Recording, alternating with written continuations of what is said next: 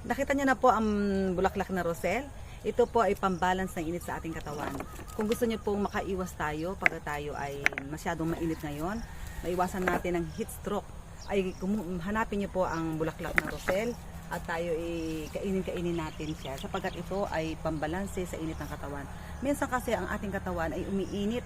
Yung ating katawan, may ibang parte ng katawan natin umiinit. Yung ating tiyan, yung ating ulo, ay kakain lang po tayo ng bulaklak na rosel at napakaganda ito at makakatulong sa ating katawan para mabalanse ang init. Malawala ang init ng ating katawan at magiging maayos ang ating pakiramdam.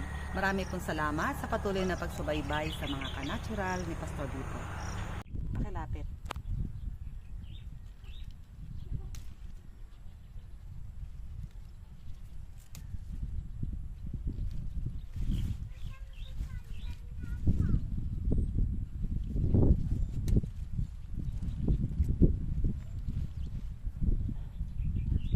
Di ba?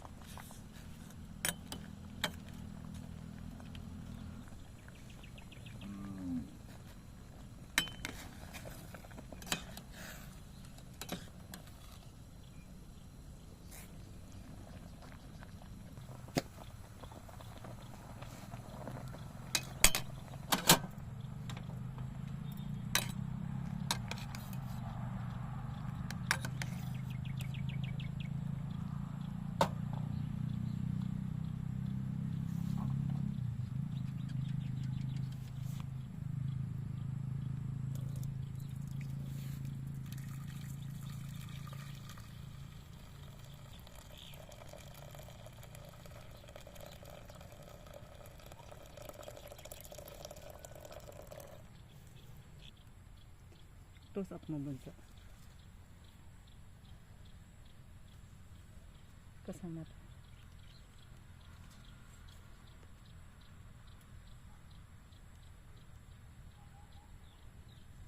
Close up na close up.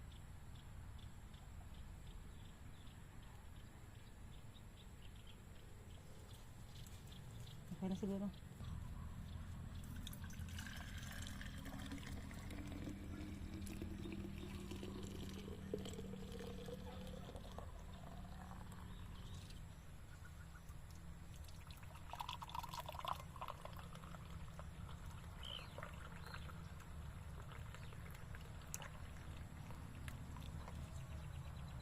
Close up mo.